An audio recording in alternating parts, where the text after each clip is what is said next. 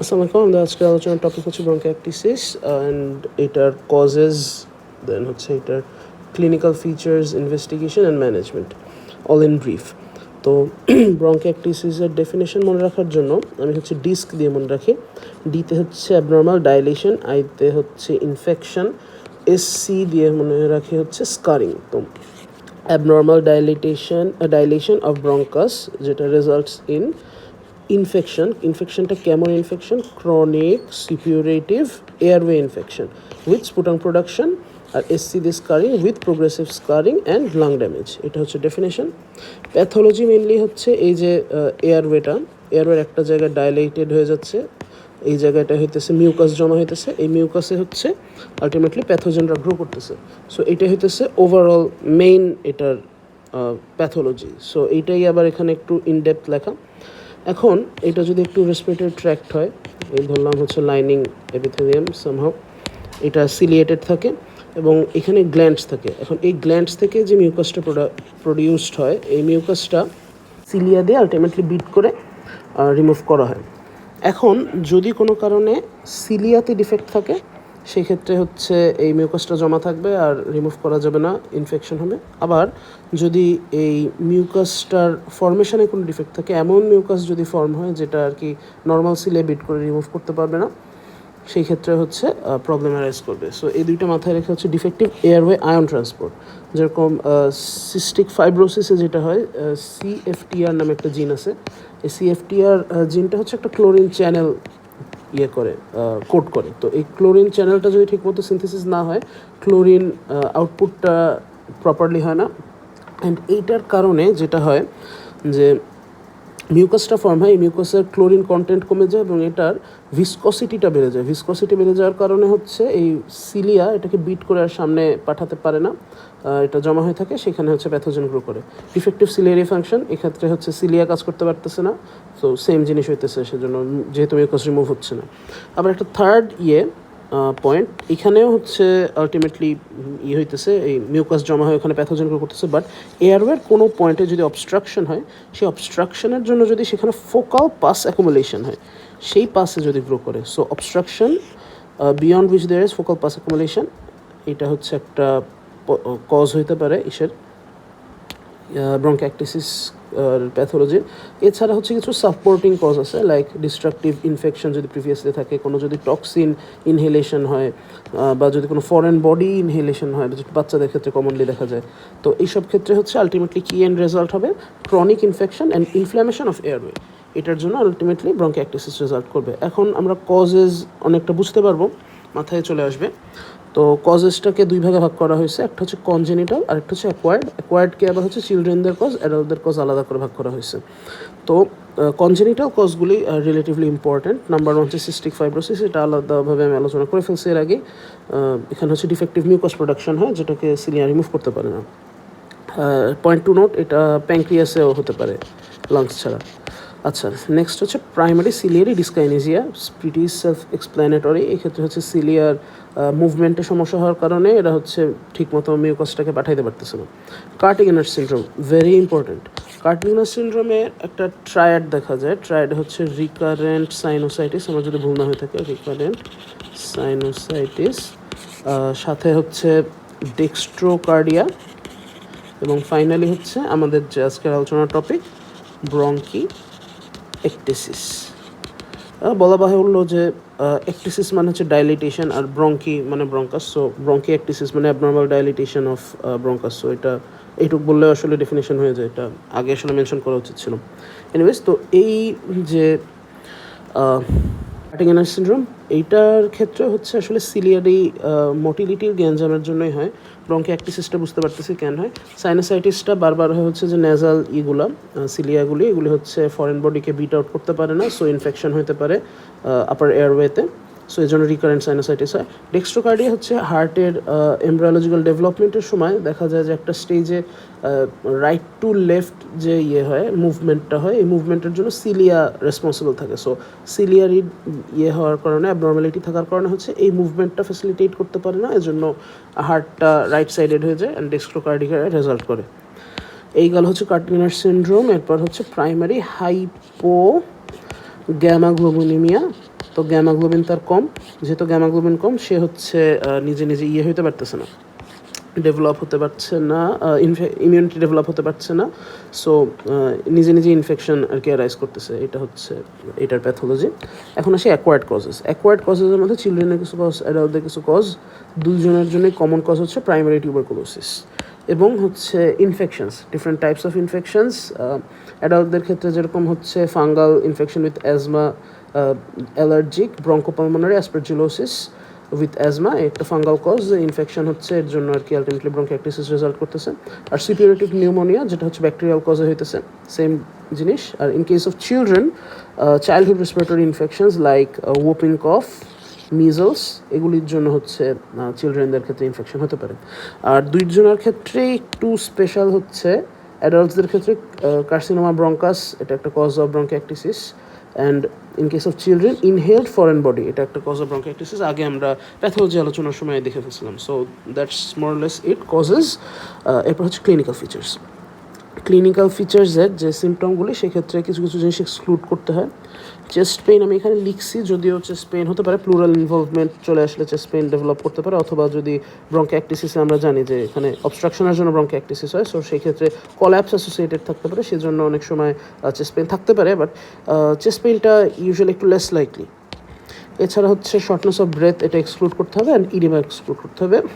এগুলি হচ্ছে অন্য অন্য ডিজিজ, লাইক ইডিমা হচ্ছে হার্ট ফেলিয়ার বা সিওপিডির জন্য মোর ইন্ডিকেটিভ, ব্রেথলেসনেস হচ্ছে এটাও সিওপিডির জন্য বেশি ইন্ডিকেটিভ।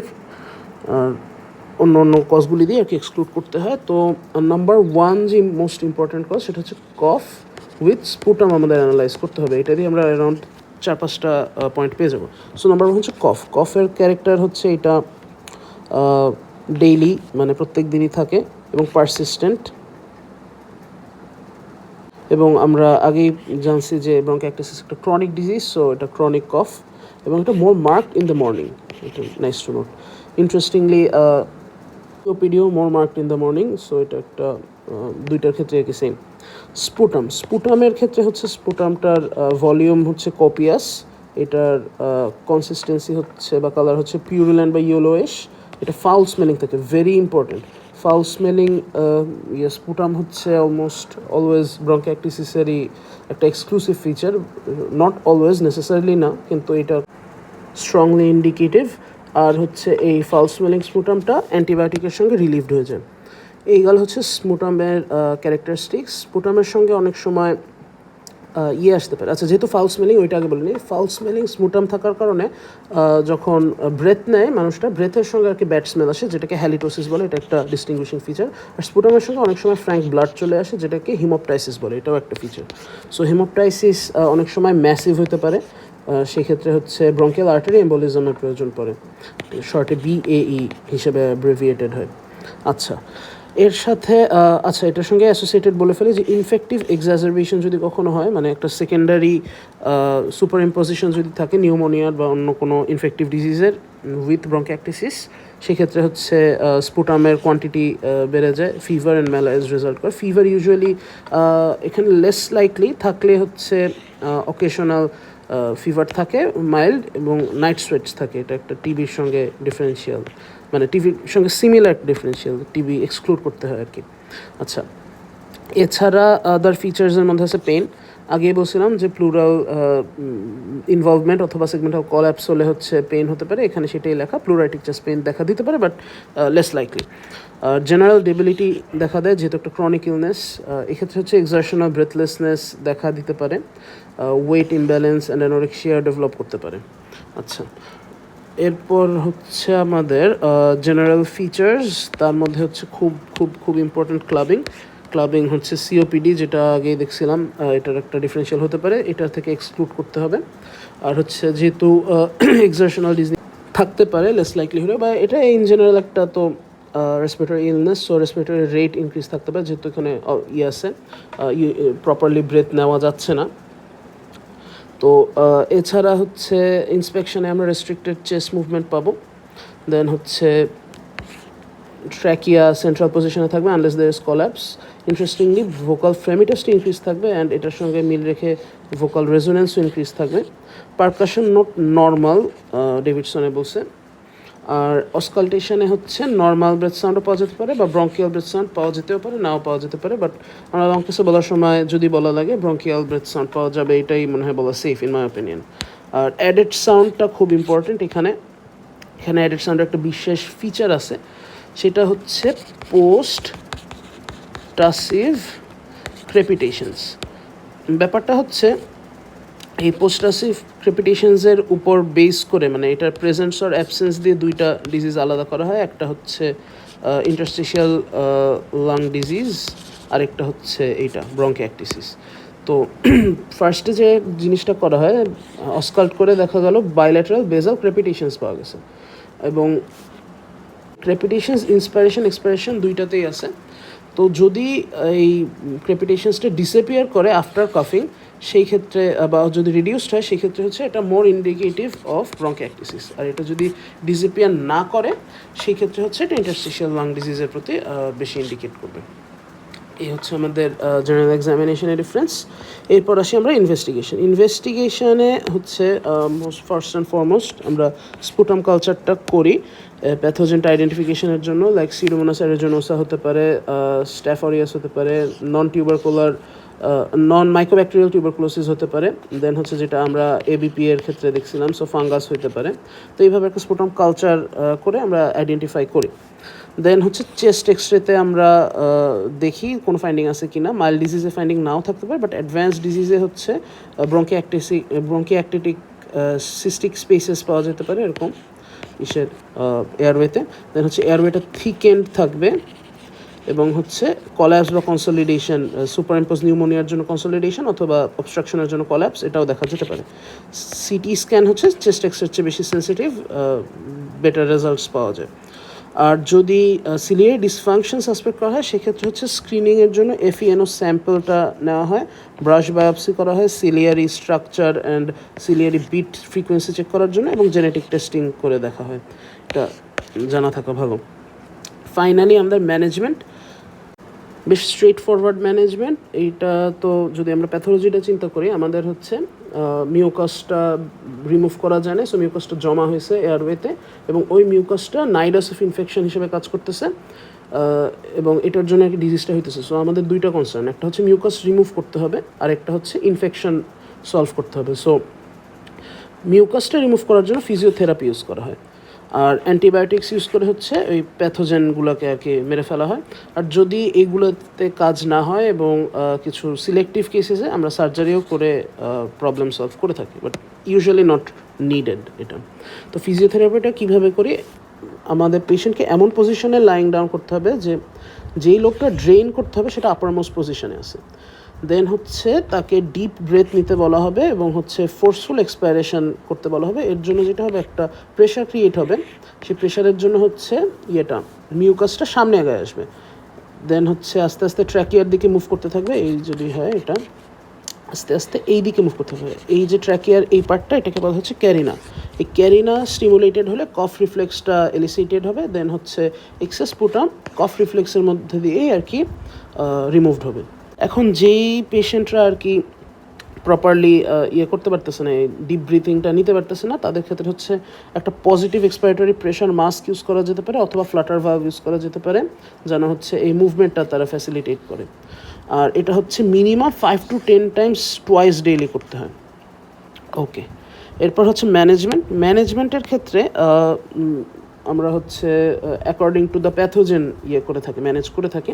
ইউজুয়ালি এটা same as chronic obstructive pulmonary disease, যে azithromycin 500 milligram thrice a week করে থাকি এক্সাজারবেশন কমানোর জন্য, সেটা ইউজ করি। এছাড়া স্পেসিফিক কিছু প্যাথোজেন আছে, লাইক সিউডোমোনাস অ্যারোজিনোসা, এটা একটু কম্পারেটিভলি রেজিস্ট্যান্ট প্যাথোজেন। এর জন্য হচ্ছে পারোরাল সিপ্রোফ্লক্সাসিন অথবা ইন্ট্রাভেনাস অ্যান্টি সিউডোমোনাল বিটা ল্যাকটাম, যেরকম সেফটাজিডিম আর পাইপার সিলেন্টাজোব্যাক্টামের কম্বিনেশন, এগুলো ইউজ করা হতে পারে। সিপ্রোর একটা ডোজ ডেভিডসনে দিচ্ছে 500 থেকে 750 মিলি টোয়াইস ডেইলি। আচ্ছা, এরপর হচ্ছে এইচ ফ্লুর ক্ষেত্রে অ্যামক্সিসিলিন বা কোঅ্যামক্সিক্ল্যাভ অথবা ডক্সিসাইক্লিন ইউজ করা যেতে পারে। আর এইচ ফ্লু এবং নিউমোনিয়ার রিস্ক থাকলে হচ্ছে ভ্যাকসিনেশন কনসিডার করতে বলা হয়েছে।